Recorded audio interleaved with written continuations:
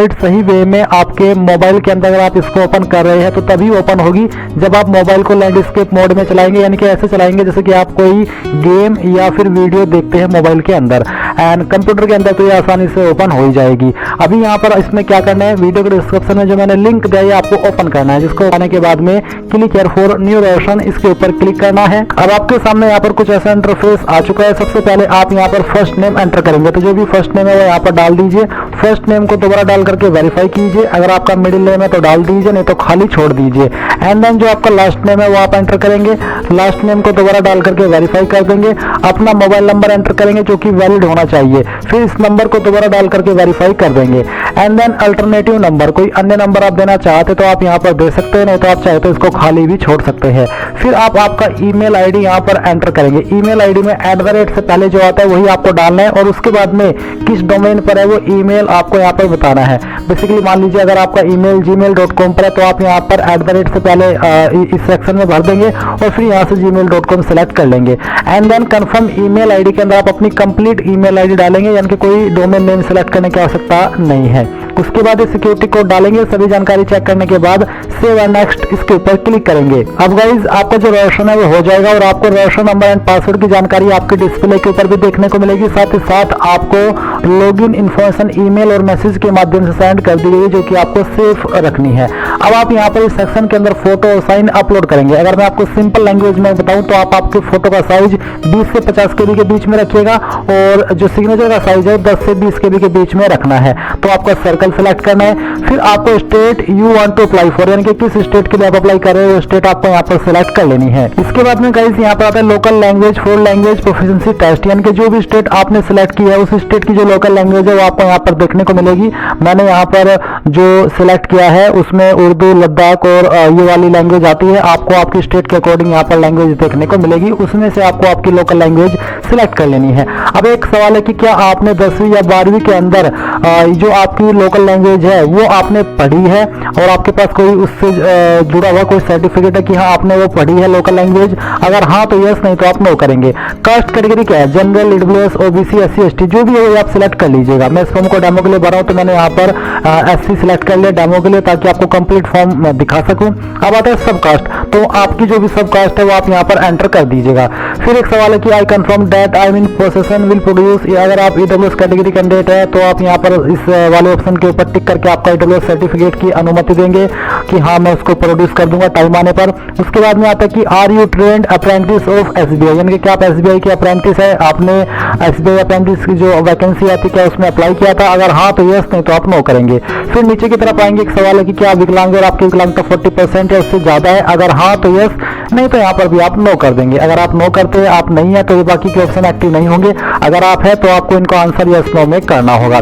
फिर एक और सवाल है विकलांगता से जुड़ा हुआ ही, जो कि है are you a person with specified disability covered. Basically ये भी इस रूल के अकॉर्डिंग कि आप विकलांगता के अंदर आते हैं और आपको लिखने में डिफिकल्टी है और आपको स्क्राइब चाहिए, अगर हाँ तो आप यस करेंगे। अगर आप बिल्कुल ठीक ठाक है ऊपर वाले की दया से तो आप यहाँ पर नो कर दीजिएगा।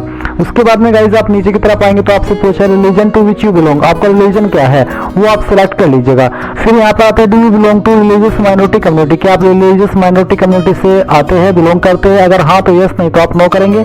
नेशनलिटी सिटीजनशिप में इंडियन रहेगा। फिर आपसे पूछा कि are you seeking relaxation under widow divorced women judicially separated from their husband and who are not remarried, अगर आप ऐसे कैंडिडेट है जो कि यहाँ पर सेपरेट हो गए हैं और दोबारा शादी नहीं की है तो आप यहाँ पर यस करें, नहीं तो आपको नो करना है।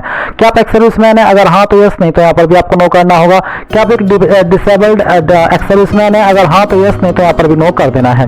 उसके बाद क्या आप एक dependent of serviceman killed in action candidate है? अगर हाँ तो यस, नहीं तो आपको नो करना है। उसके बाद एक और सवाल है कि are you a matriculate ex serviceman who have obtained the Indian army special certificate of education और corresponding certificate in the navy और air force after having completed no not less than 15 years of service. अगर आप ऐसे candidate है तो आप इसका answer करेंगे। अगर आपके सामने ये ऑप्शन एक्टिव नहीं है तो आप इसको इग्नोर कर दीजिएगा। फिर एक और सवाल है कि are you already working in SBI in clerical cadre, क्या आप अभी करंट में एसबीआई में क्लरिकल कार्डर में काम कर रहे हैं? अगर हाँ तो यस, नहीं तो आप नो करेंगे। फिर एक और सवाल है कि have you earlier employed in State Bank of India and resigned from the while in clerical cadre, यानी कि क्या आप पहले स्टेट ऑफ बैंक इंडिया में जॉब करते थे और आपने रिजाइन किया हो जब आप क्लरिकल कार्डर की जो पोस्ट होती है उसके ऊपर काम करते थे? अगर हाँ तो यस, नहीं तो आप नो करेंगे। फिर do you have record of default, क्या आप एक डिफॉल्ट कैंडिडेट है? अगर हाँ तो यस, नहीं तो आप नो करेंगे।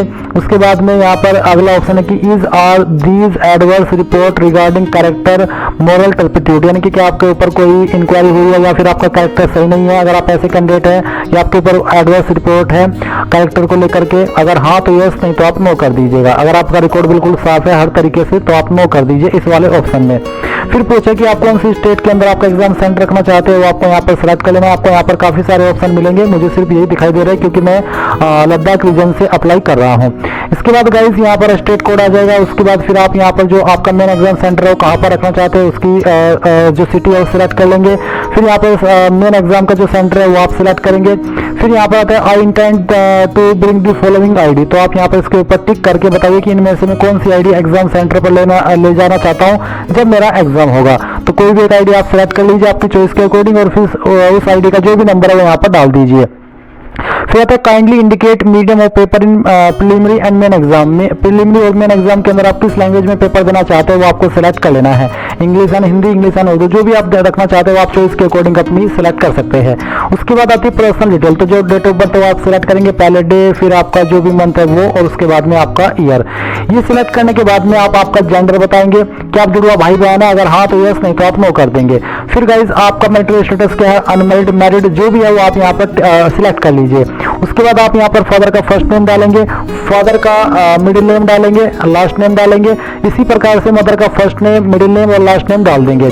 नीचे आता है एड्रेस फॉर कॉरेस्पॉन्डेंस, यानी कि प्रेजेंट एड्रेस, तो जो भी आपका प्रेजेंट एड्रेस है वो आप यहाँ पर लाइन 1, 2, 3 के अंदर थोड़ा थोड़ा पार्ट आपके एड्रेस का डालिए, क्योंकि आप एक बॉक्स के अंदर 35 कैरेक्टर से ज्यादा नहीं लिख पाएंगे, अगर लिखेंगे तो वो एरर आता रहेगा। उसके बाद जो भी आपकी डिस्ट्रिक्ट है उस डिस्ट्रिक्ट का नाम आपको यहाँ पर एंटर करना है एंड देन यहाँ पर जो आपकी स्टेट है वो सिलेक्ट कर लेनी है।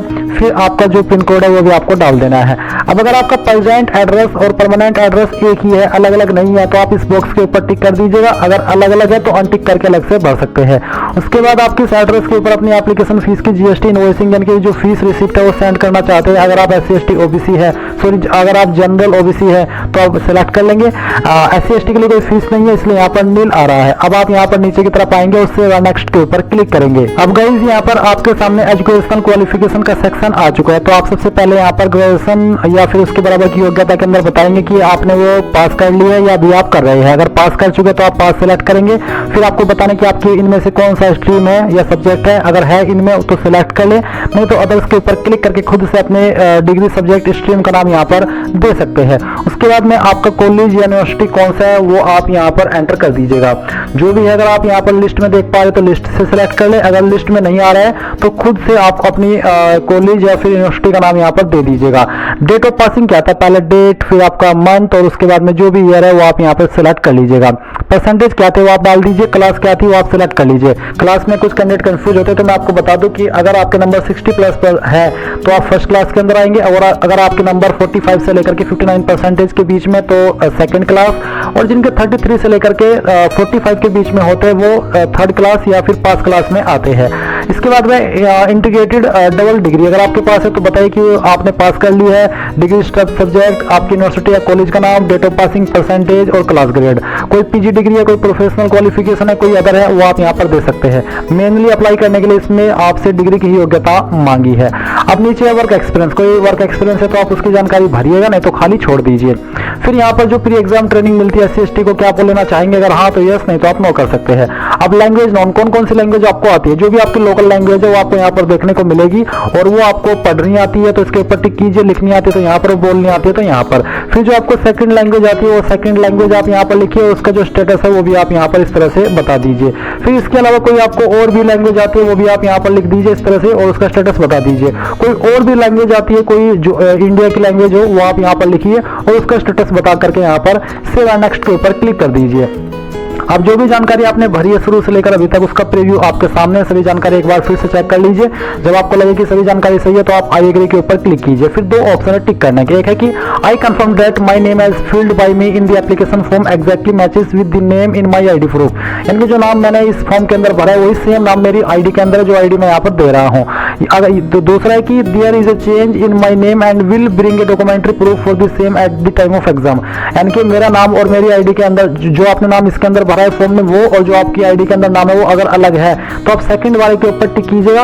अगर आपका नाम दोनों में सेम आईडी में भी और जो आपने फॉर्म के अंदर भरा है वो भी और डॉक्यूमेंट में भी तो आप सेकंड वाले के ऊपर जो मैंने टिक करी है सिर्फ इन्हीं के ऊपर आपको टिक करना है और कंप्लीट वर्जन के ऊपर क्लिक करके यहाँ से ओके करना है। एक बार फिर से ओके करना है। अब आपको लेफ्ट थंब इंप्रेशन अपलोड करना है, यानी कि बाएं अंगूठे का निशान, तो जहां पर भी आपका लेफ्ट थंब इंप्रेशन है आप इसको ओके कर दीजिएगा। अब आपको हैंड रिटन डिक्लेरेशन अपलोड करना है। अब के भी से कम हो उससे ज्यादा होगा तो अपलोड नहीं हो पाएगा। फिर आप ओके कर देंगे। उसके बाद आप यहाँ पर ये जो कैप्चा कोड है वो एंटर करिएगा। ये एंटर करने के बाद में सेव एंड नेक्स्ट कीजिए, यहाँ से ओके कीजिए। ओके करने के बाद आपका फॉर्म सबमिट हो जाएगा। जो कैंडिडेट इस फॉर्म को जनरल ओबीसी से भरे उनके सामने पहले पेमेंट का पेज आएगा। जब वो अपनी एप्लीकेशन फीस जमा कर देंगे तभी जाकर के वो अपने फॉर्म का फाइनल प्रिंट आउट ले पाएंगे। आप प्रिंट एप्लीकेशन के ऊपर क्लिक करके यहाँ से अपने फॉर्म का प्रिंट ले सकते हैं। अगर प्रिंटर नहीं है अभी तो पीडीएफ के रूप में सेव कर लीजिए और बाद में प्रिंट करा लीजिएगा। इस तरह से गाइज आप लोग एसबीआई क्लर्क ऑनलाइन फॉर्म 2024 भरेंगे। आई होप ये प्रोसेस आपको पसंद आया होगा। So thanks for watching. जय हिंद।